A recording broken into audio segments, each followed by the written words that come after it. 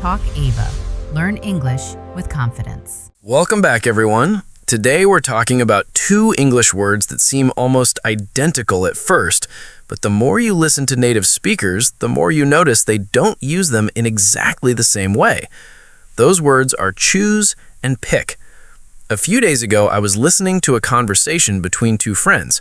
One person said, "You can choose any seat you like." A few minutes later, someone else said, "Just pick one."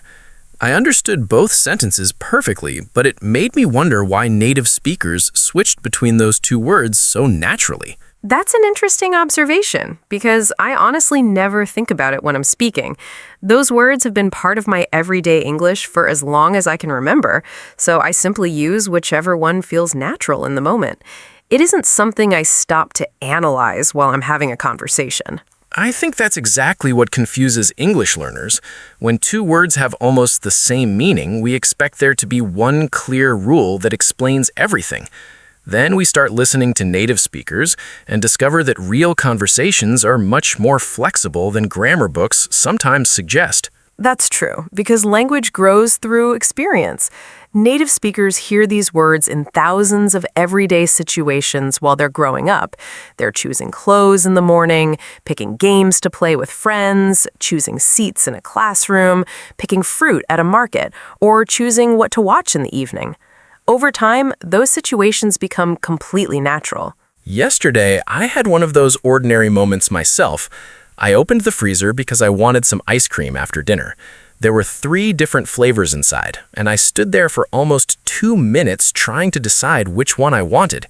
It wasn't an important decision at all, but somehow I still couldn't make up my mind.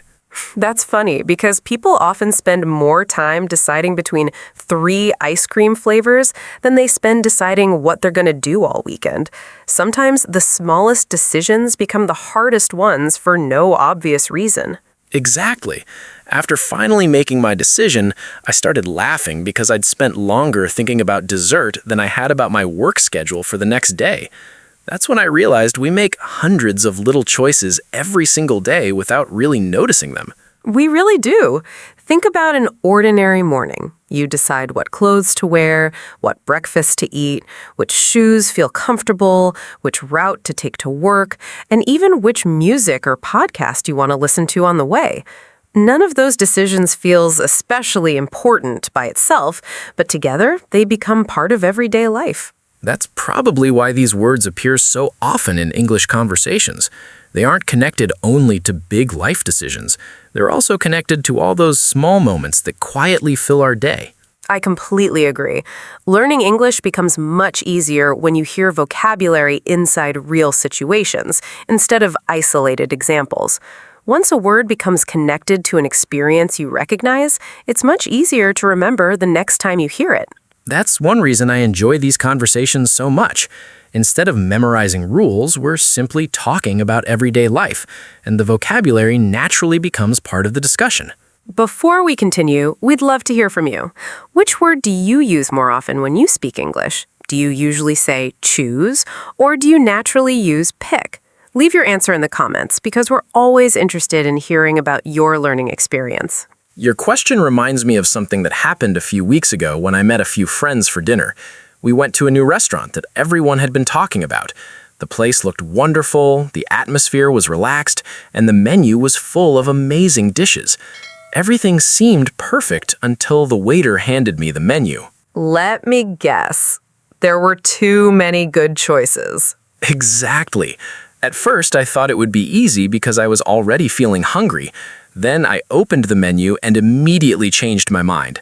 There were pizzas with fresh ingredients, homemade pasta, grilled burgers, seafood dishes, colorful salads, and desserts that looked incredible.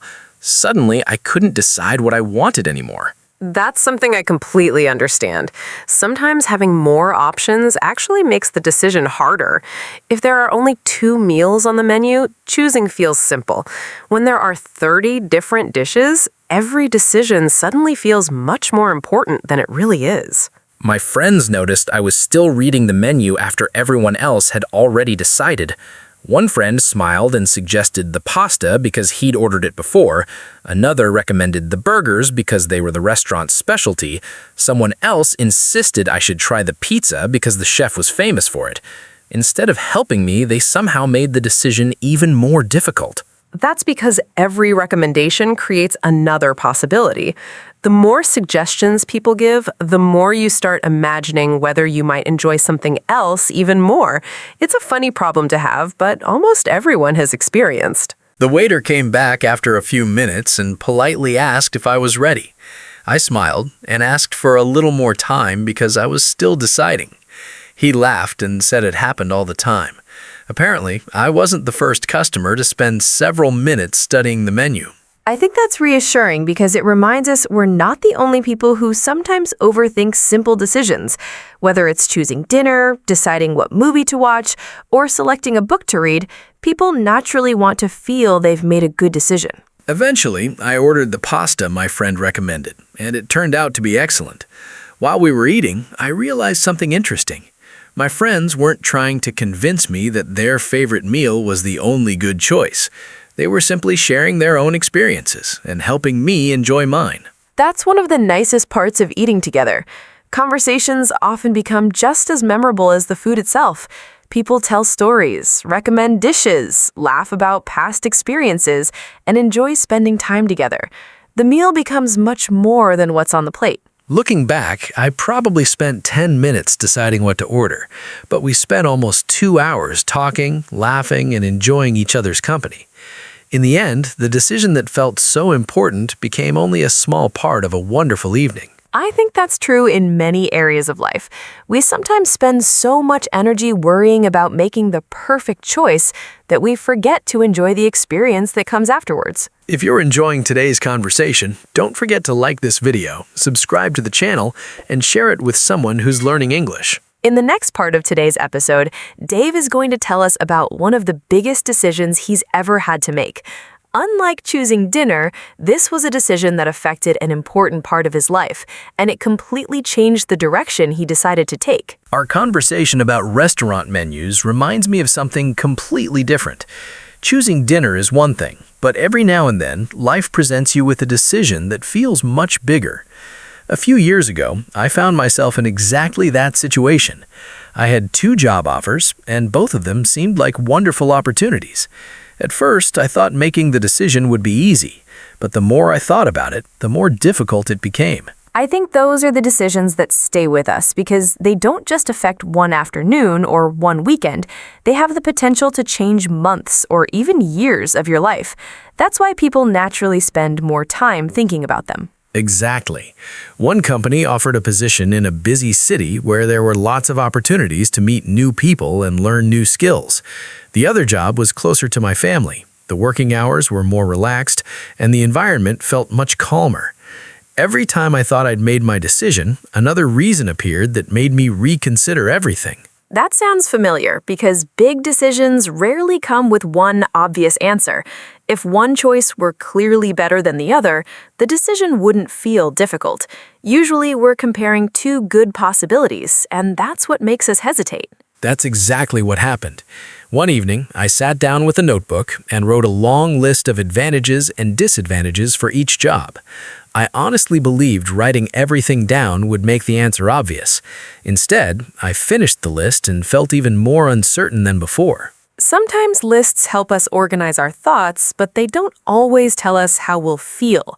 Life isn't only about practical details.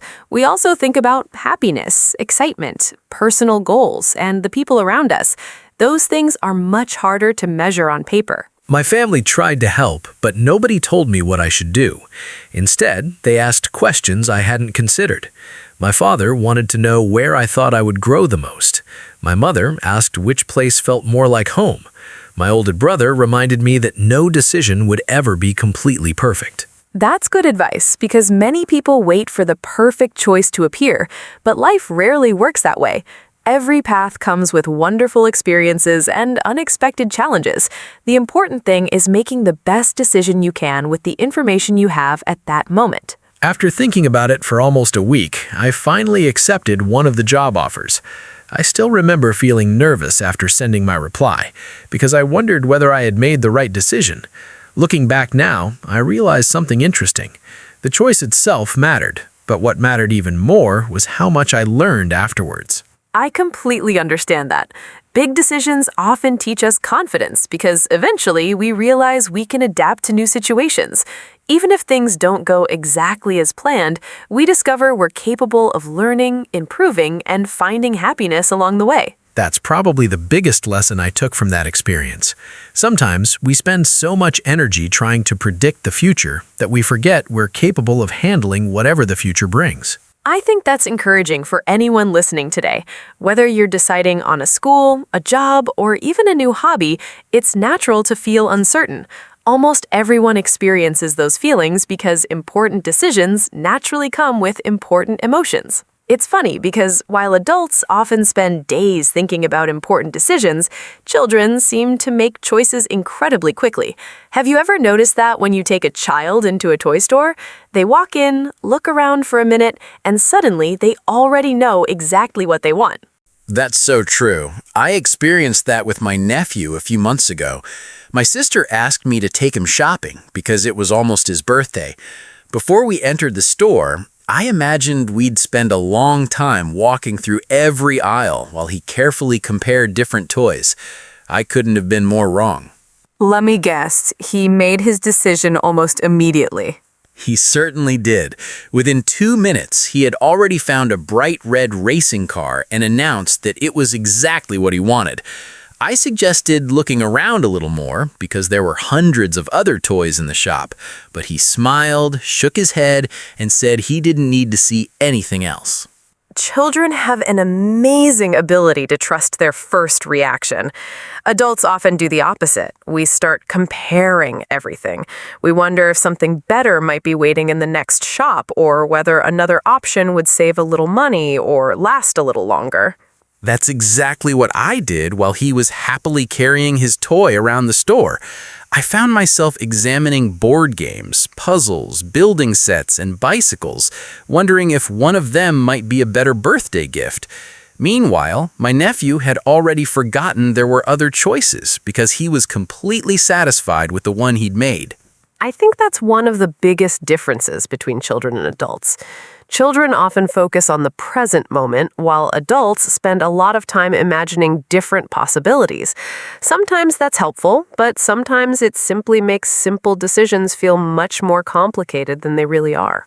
I noticed something similar in a supermarket recently. A little girl wanted a chocolate bar, and it took her only a few seconds to decide. Her parents, on the other hand, spent almost 10 minutes comparing different brands of coffee. One decision happened almost instantly, while the other involved reading labels, comparing prices, and discussing different flavors. That's such a perfect picture of everyday life. As we grow older, we usually have more responsibilities, more experiences, and more things to think about. Those experiences help us make better decisions in some situations, but they can also cause us to overthink very ordinary choices. Looking back, I think my nephew actually taught me something that day. Sometimes it's good to stop searching for the perfect option and simply enjoy the one that's already in front of you. Not every decision has to become a complicated project. I completely agree. Whether we're choosing a book to read, a movie to watch, or a place to have lunch, we sometimes create unnecessary pressure by believing there's only one perfect answer.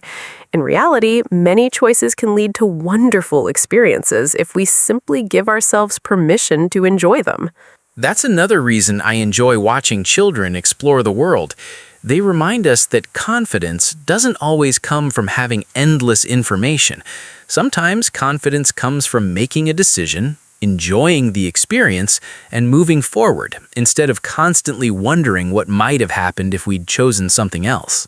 That's a wonderful thought because life isn't only about making perfect choices. It's also about enjoying the journey that follows each decision, learning from every experience, and becoming a little wiser each time we choose our next path. Everything we've talked about today has made me realize something. I don't think making decisions has become more difficult because we've forgotten how to decide. I think modern life simply gives us far more choices than people had in the past. Sometimes having unlimited options feels exciting, but other times it becomes surprisingly exhausting. I couldn't agree more. Think about something as simple as watching a movie on a Friday evening. Years ago, many families simply watched whatever happened to be on television. Today, we open a streaming service and suddenly thousands of movies and series appear on the screen. Instead of relaxing, we sometimes spend half an hour trying to decide what to watch. That's happened to me more times than I'd like to admit. I'll sit down after a long day at work, open a streaming app, and start scrolling. Every film looks interesting for a few seconds, but then another recommendation appears. Before I know it, 40 minutes have passed, and I still haven't started watching anything. I think almost everyone can relate to that. The funny part is that we're looking for entertainment, but the search itself sometimes becomes more tiring than the movie we eventually choose. We keep thinking there might be something even better just a little farther down the list. Online shopping creates exactly the same situation. Last month, I wanted to buy a new pair of running shoes. I thought it would be a quick decision because I already knew the style I liked. Then, I opened a shopping website and discovered hundreds of similar designs. Different colors, different brands, different prices, and hundreds of customer reviews suddenly turned a simple purchase into a much bigger project. Reviews are helpful, but they can also make decisions more complicated. One customer says a product is perfect, another says they weren't happy with it, and then someone else gives it 5 stars while mentioning a completely different reason. After reading enough reviews, it's easy to feel more confused than when you started. That's exactly what happened. I spent so much time comparing different shoes that I almost forgot why I wanted them in the first place. Eventually, I closed my laptop, went for a walk, and made the decision the following day with a much clearer mind. I think taking a break is often the smartest thing we can do. When we become overwhelmed by too many options, our brains become tired. A little time away from the decision often helps us see things much more clearly. Vacations can be surprisingly similar. People spend weeks trying to choose the perfect destination.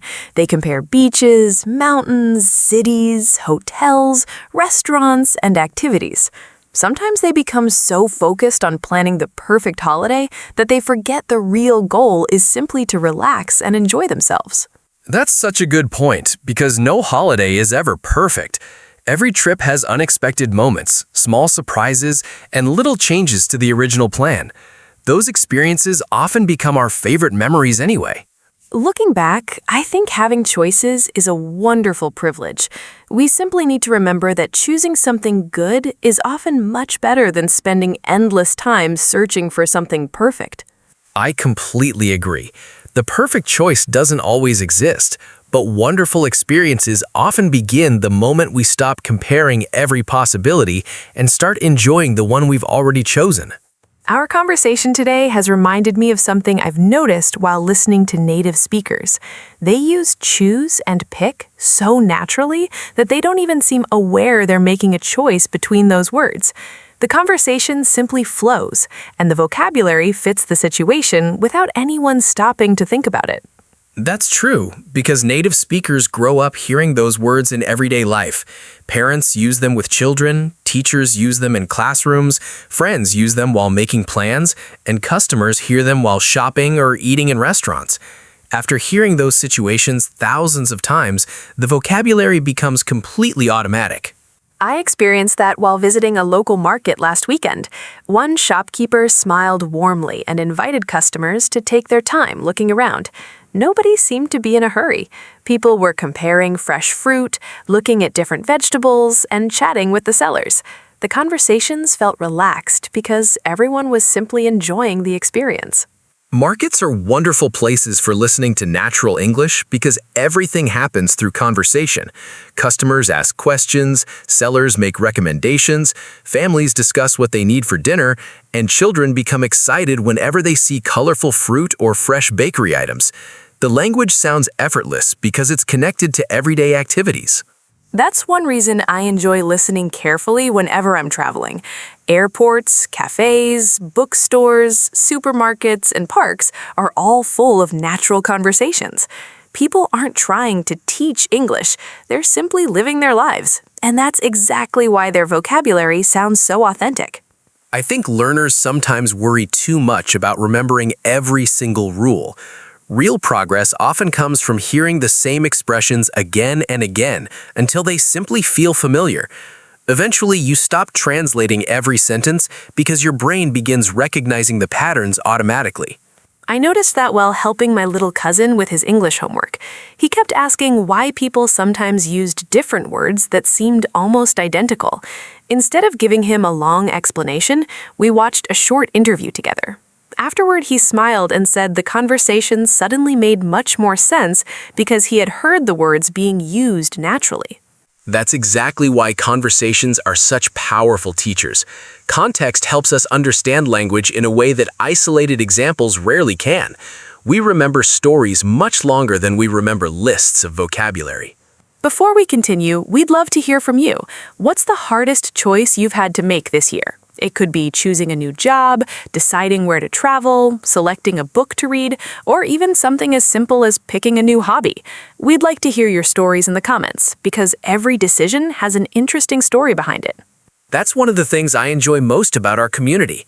Everyone comes from a different background, yet we all make choices every day. Sharing those experiences not only helps us practice English, but also reminds us how much we can learn from one another. I think that's the biggest lesson from today's conversation so far. Native speakers don't stop and think about vocabulary every time they speak. They focus on the situation, the people they're talking to, and the message they want to share. The words naturally follow. And that's exactly what happens when your English becomes more confident. You stop worrying about every individual word and start enjoying the conversation itself. That's when language begins to feel natural, instead of something you're constantly trying to remember. After everything we've talked about today, I've been thinking about something else. People often divide decisions into two categories. They talk about good choices and bad choices as if every decision immediately belongs in one group or the other. Looking back at my own life, I don't think it's that simple anymore. I feel exactly the same way. Sometimes a decision seems disappointing at first, but months later, you realize it quietly led you towards something much better. At the time, it felt like the wrong direction, yet later it became an important part of your journey. I remember applying for a job several years ago that I really wanted. I prepared carefully for the interview, practiced answering questions, and honestly believed everything had gone well. A week later, I received an email saying another applicant had been selected. I was disappointed because I thought I'd lost a wonderful opportunity. That's never an easy moment because we naturally imagine what life might have been like if things had turned out differently. For a while, it's difficult not to wonder whether one decision or one result changed everything. Exactly. A few months later, another opportunity appeared that I hadn't even been expecting. The work suited me much better, I met wonderful colleagues, and I learned skills that eventually opened even more doors. Looking back now, I honestly believe not getting that first job turned out to be one of the best things that could have happened. That's such a valuable lesson because life often makes sense when we look backward instead of forward. While we're living through uncertain moments, we can't always see where they're leading us. Only later do we begin connecting the different experiences. I think we've all made decisions we wish we could change. I certainly have. I've bought things I didn't really need, waited too long before making certain decisions, and occasionally chosen the easier path instead of the better one. At the time, those moments felt like mistakes. The important thing is what happens afterward. Everyone makes decisions they later question. The difference is that some people only regret them, while others learn something valuable from the experience. That's often what turns an ordinary mistake into an important lesson. One decision I almost regret was saying no to a friend's invitation years ago. He wanted me to join a weekend hiking trip, but I stayed home because I thought I had too much work to do. Later, I saw the photographs, listened to everyone's stories, and realized they had an incredible time together. Since then, I've tried to say yes a little more often when opportunities appear. That's a lovely example because experience quietly changes the way we make future decisions. We don't become wiser because someone gives us perfect advice. We become wiser because life gives us opportunities to learn from what we've already experienced. That's why I no longer believe every difficult decision has one perfect answer. Sometimes we simply choose a direction, keep learning, and make the best of the opportunities that follow. I completely agree. Confidence doesn't come from always making the perfect choice. It comes from trusting yourself enough to handle whatever happens after you've made your decision. Well, we've reached the end of today's conversation, and I think we've discovered something much bigger than the difference between two English words. At the beginning of the episode, I thought we were simply going to talk about vocabulary. Instead, we ended up talking about restaurants, childhood, shopping, careers, travel, and the many decisions that quietly shape our lives. That's one of the reasons I enjoy these conversations so much. Everyday English isn't really about memorizing words. It's about hearing those words inside real situations. Once vocabulary becomes connected to experiences, stories, and emotions, remembering it becomes much easier because you're remembering moments instead of rules. When I think back to today's episode, I remember standing in front of that restaurant menu, spending far too long deciding what to eat. I remember telling the story about choosing between two jobs, watching my nephew confidently select a birthday toy within minutes, and talking about how modern life sometimes gives us more options than we know what to do with. Those stories all had one thing in common. They reminded me that making decisions is simply part of being human. Exactly. Every day we make dozens of decisions without even realizing it. Some are very small, like deciding what to have for breakfast or which book to read before bed. Others feel much bigger because they influence our future. Yet every one of those moments gives us another opportunity to learn something about ourselves. I also hope today's conversation encourages everyone learning English to listen more carefully to real conversations. Native speakers don't stop in the middle of a sentence to think about grammar or vocabulary. They focus on sharing ideas, telling stories, and connecting with other people. The words naturally follow the situation. That's one of the biggest secrets to becoming more confident in English. Spend time listening to authentic conversations. Notice how people naturally express themselves, and don't worry about memorizing every rule. The more real English you hear, the more familiar those patterns become. I think language learning is very similar to making decisions. At first, every step feels uncertain, and you wonder whether you're doing everything correctly. Then, one day, you suddenly realize you're understanding conversations more easily, speaking with greater confidence, and worrying much less about every individual word. Progress often happens quietly. It really does. Every conversation you listen to teaches you something, even if you don't notice it immediately. Over time, those small improvements become something much bigger, and before long, you're communicating much more naturally than you imagined possible. If you enjoyed spending time with us today, don't forget to like this video, subscribe to the channel, and share it with someone who's learning English. Your support helps us continue creating natural conversations that make English enjoyable and practical for learners around the world. Thank you so much for joining us. We hope today's conversation helped you hear how native speakers naturally use choose and pick in everyday English. More importantly, we hope it reminded you that language grows through real conversations, real experiences, and real life. We can't wait to see you again in our next episode.